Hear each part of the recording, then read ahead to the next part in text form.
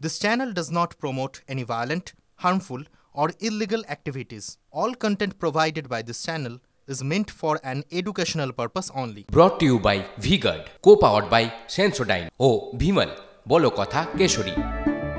এই মুহূর্তে সবথেকে বড় খবরের দিকে নজর রাখতেই হচ্ছে। টিভি9 বাংলার খবরের জের বেআইনি হোর্ডিং ভাঙতে অভিযান। বিধাননগর পুর নিগমের পিসিআর কে বলবো একবার এই মুহূর্তে ছবি দেখানোর জন্য। নিঃসন্দেহে বড় খবর, সিটি সেন্টার করুণাময়ী চত্বরে বেআইনি হোর্ডিং সরিয়ে দিল পুর নিগম। টিভি9 বাংলার খবরের জের আমরা খবর করেছিলাম গতকাল দিনভর বেআইনি হোর্ডিং ভাঙতে অভিযান বিধাননগর পুর নিগমের। ছবিটা একবার দেখুন, সিটি সেন্টার করুণাময়ী চত্বরে বেআইনি হোর্ডিং সরিয়ে দিল পুর নিগম। বেআইনি হোর্ডিং নিয়ে লাগাতার খবর সম্প্রচার করি আমরা টিভি9 বাংলা। সেই খবরের জেরেই সক্রিয় বিধাননগর পুরসভার মেয়র কৃষ্ণা চক্রবর্তী। সৌরভ দত্ত আমাদের সঙ্গে রয়েছেন। সৌরভ, ছবি তো আমরা দেখছি, আমরা খবর করব তারপরে পুরসভা নড়ে চড়ে বসবে, এটা খুব পরিষ্কার হয়ে গেল। কিন্তু পুরসভা আগে এই জিনিসগুলোর উপর নজর দেয় না কেন? কারণ তো নিশ্চয়ই কোনো জায়গা থেকে ইন্ধন রয়েছে, লাভ রয়েছে। শুভজিৎ, আগে কি বলছো? এক বছর ধরে নজর দেয়নি কেন? তাই তো, এক বছর আগেই তো পুরসভার যে মেয়র পরিষদের বৈঠক হয়েছিল সেখানে তারা জানতে পেরেছিলেন যে সেখানে বেআইনি হোর্ডিং এর রমরমা। এটা তো পুরসভার মেয়র পরিষদের বৈঠকের মিনিটসে কথা লেখা আছে। সেখানে যে কোটি কোটি টাকার রাজস্বের ক্ষতি হচ্ছে সেখানে সেটা লেখা আছে। সেই ক্ষতির পরিমাণ কত সংখ্যাটা বলছে পুরসভার বিজ্ঞাপন বিভাগ সূত্রে আমরা জানতে পারছি 5 বছরে অন্তত 100 কোটি টাকা। সেই খবর যখন আমরা করলাম তারপর মেয়র কৃষ্ণা চক্রবর্তীর দপ্তর সিটি সেন্টার করুণাময়ী চত্বর জুড়ে এভাবে হোর্ডিং, যে বেআইনি যে হোর্ডিং, সেই হোর্ডিংগুলো খুলে ফেলার কাজ শুরু করলো।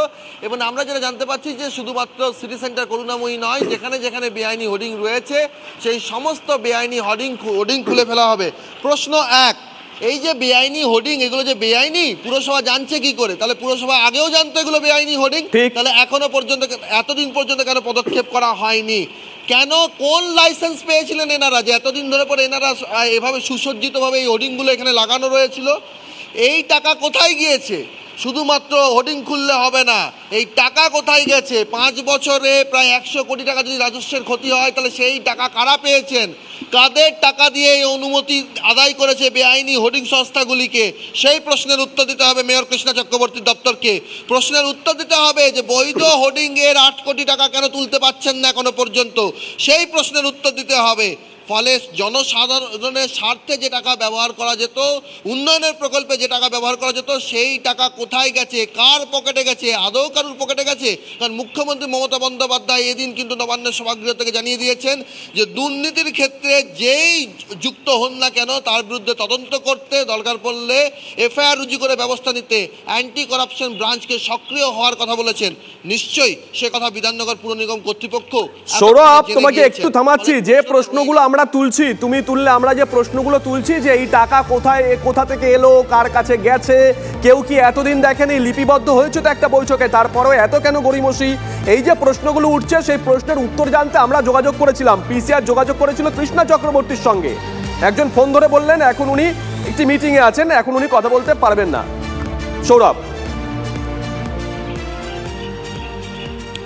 দেখো, মেয়র কৃষ্ণা চক্রবর্তীর কাছে আমরা এই খবর সম্প্রচার করার আগেই মেয়র কৃষ্ণা চক্রবর্তীর কাছে আমরা গিয়েছিলাম, তাকে স্পষ্টই জানতে চেয়েছিলাম, কিন্তু তিনি সেদিনও কোনো উত্তর দেননি। তিনি সেদিন বলেছিলেন নবান্নের 24 তারিখের বৈঠক থেকে যা যা মুখ্যমন্ত্রী নির্দেশ দিয়েছেন সেইগুলোর ক্ষেত্রে অভিযান হবে, বেআইনি হোর্ডিংয়ের ক্ষেত্রে অভিযান হবে, এমনটাও তিনি বলেননি।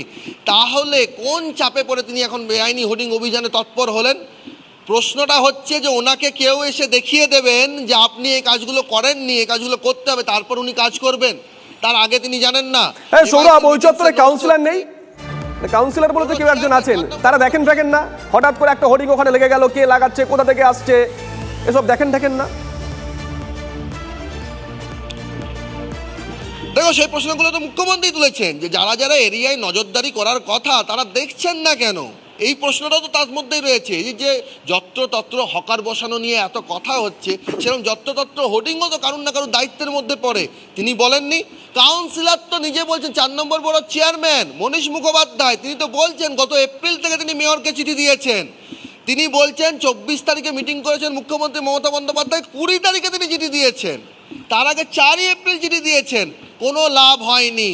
কাউন্সিলররা, জনপ্রতিনিধিরা তারা পর্যন্ত কর্তৃপক্ষকে সজাগ করতে পারছেন না। প্রশ্ন হচ্ছে, কর্তৃপক্ষ সজাগ করতে পারছেন না নাকি কর্তৃপক্ষ সজাগ হতে চাইছিলেন না? এখন ঠেলার নাম বাবাজি। ধন্যবাদ সৌরভ, নজর থাকবে আমাদের। Brought to you by V-Guard, co powered by Sensodyne ও ভিমল, বলো কথা কেশরী।